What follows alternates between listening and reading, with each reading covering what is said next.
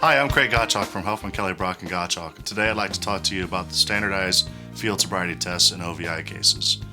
Many years ago, officers would use any number of tests to determine whether or not a driver might be impaired.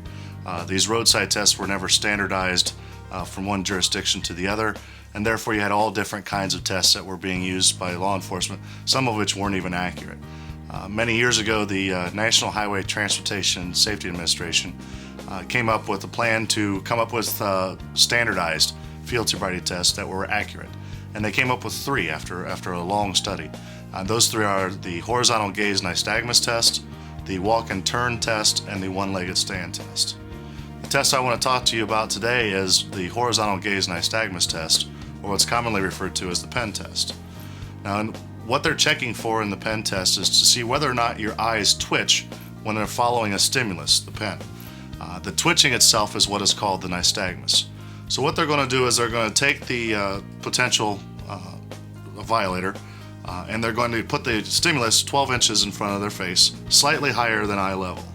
They're going to inform the driver that they are to keep their head still and follow the stimulus with their eyes and not turn their head. And they're to continue to follow the stimulus until they're told not to.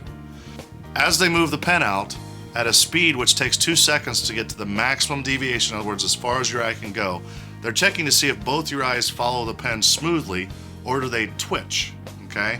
If there's a lack of smooth pursuit on that, for each eye, each way, either way, they count that as a clue of intoxication. They do both eyes or both sides twice. The next portion of the test is what they call, they're checking for a onset of nystagmus before 45 degrees. They estimate an angle of 45 degrees out from straight ahead on you, and they take the pen and they try to see whether or not your eye will twitch before it gets to that 45 degree point.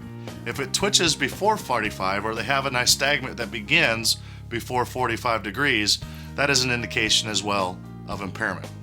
The last portion of the horizontal gaze nystagmus test is to determine whether or not there is a distinct nystagmus at maximum deviation.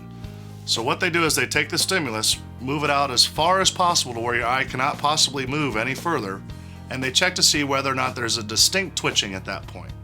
They check that for both eyes. There are 6 clues on the horizontal gaze nystagmus test, 3 for each eye, and they are lack of smooth pursuit, onset of nystagmus before 45 degrees, and distinct nystagmus at maximum deviation. Now, the problem that you have with this test is simple. The only person who knows when the twitching started or if there even was twitching is the officer. He's estimating 45 degrees, he's estimating a lot of different things. Where did your eye started twitching? How hard or distinct was the twitching? So it's a very subjective test. There are also other factors which could cause nystagmus, including prescription medication, various different types of inner ear infections, and interestingly enough, flashing lights.